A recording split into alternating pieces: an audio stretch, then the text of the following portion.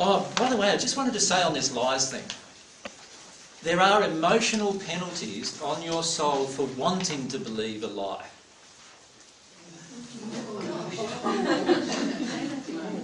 And the emotional penalty is always painful. Right? So when you want to believe a lie, you are actually... So, you know, some people say, do you want to know if your husband cheated on you today? How many people would put up their hand and say, no, not really, I don't want to know? A lot, actually, do that. Right? Now, why do they want to believe a lie? They won't have to deal with the emotion. And can you see the link? If you want to believe a lie, you don't want to deal with the emotion. And when you don't want to deal with an emotion, there's an automatic penalty. You're making a choice that's going to result in pain. You follow me? Right. Every time you make a choice that's going to result in pain, and we often do this, we're actually not loving our soul. Right. It's an interesting thought when you think about it. Alright, divine truth does not allow the lie, no matter what the price. Who's been in a position where their husband or wife has cheated on them, and there are people around them that knew, and nobody told them? Have any of you been in that position? Yeah, quite a few, eh? How did that feel? Betrayed was found out. Yeah, total betrayal of friends and so forth, isn't it? It just felt really bad. Now, bear in mind that you attracted it. So there's some issues to work your way through emotionally, right?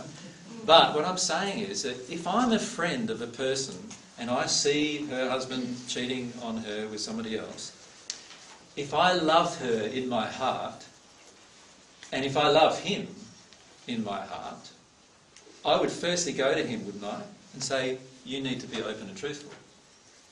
Right? And not because of any other... I'm not forcing you to be. I'm just saying, if you're not open and truthful, I'm going to be open and truthful because that's my responsibility to God, to be open and truthful. Right? And I will stay in that truth. And so when he gets angry and upset with me, that's too bad. I'm going to stay in this truth, no matter what the price. I'm going to lose your friendship, that's too bad. I'm sad about that, but... And if you are sad about it, have a cry. But nowadays I'm not sad about that anymore, right? Because once you cry out all those emotions, once you feel the grief of losing friendships because they don't want to be in truth, then that emotion's free from you. And you don't worry about that anymore. It's not a part of you anymore. And so you would say the truth also to your friend, right?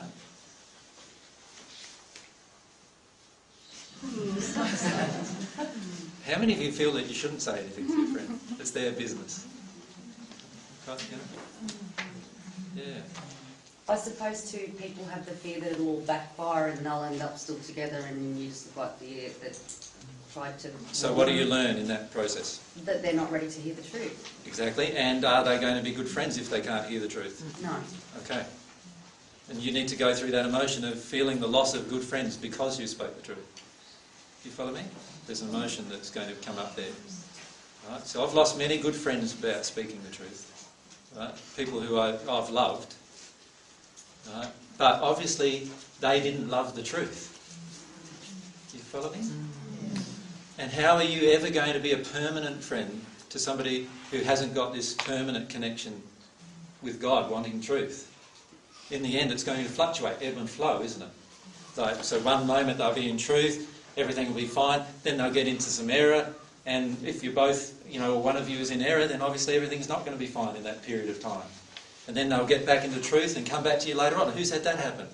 Because they've told somebody something, they've got really upset, worked through it emotionally, and then come back afterwards.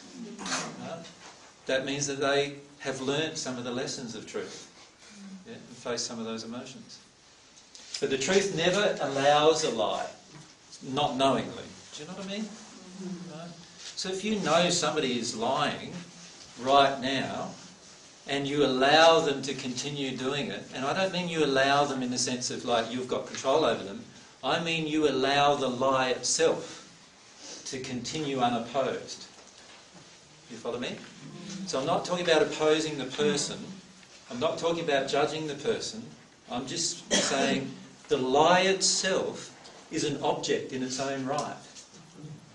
It's an emotion now being passed through all of your surroundings, all through your environment. And what do emotions of lies create? They all create pain. You follow me? It's only the emotions based around truth and love that create bliss.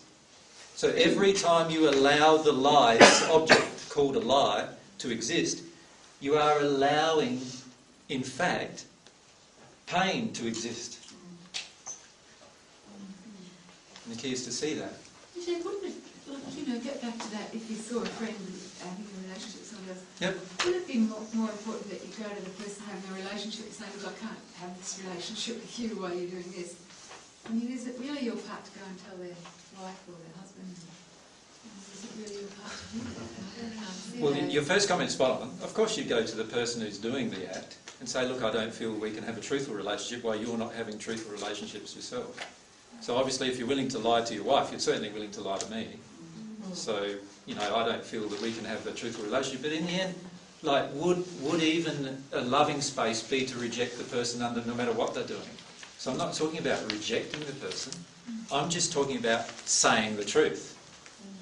Right? So I would never go to a person and say, oh, I'm not going to be your friend because you're doing this. Yeah. That's a judgment, isn't it? It's a judgment, and it's also a condemnation and a rejection. And why would I want to do that? All I want to do is go to him and say, look, you're not telling the truth, and I'm here because I love the truth. And as your friend, I love you so much that I'm willing to tell your truth to everyone. People get really upset with me.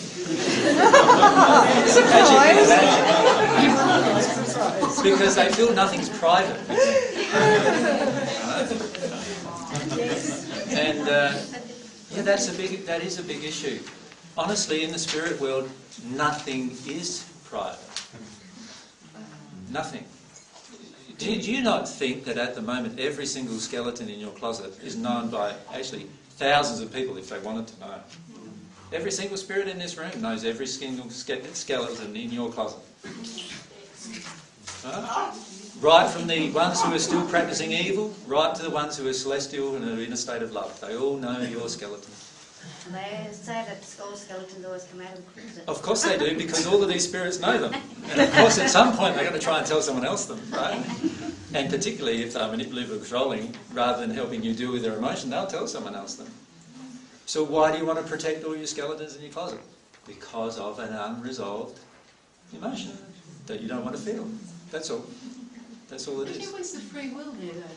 If they go and tell somebody else, where's the free will for this person? The free will is I'm allowed to feel an emotion in you, and I'm allowed to go and tell this person over here. You realise that, Carol's got this emotion where she over-nurtures people. I call it that. And Carol totally... She's got free will. She's totally in denial about it. I'm allowed to say those things. I have free will, don't I? I'm allowed to say those things. I've got to look sincerely at why I'm saying those things to class.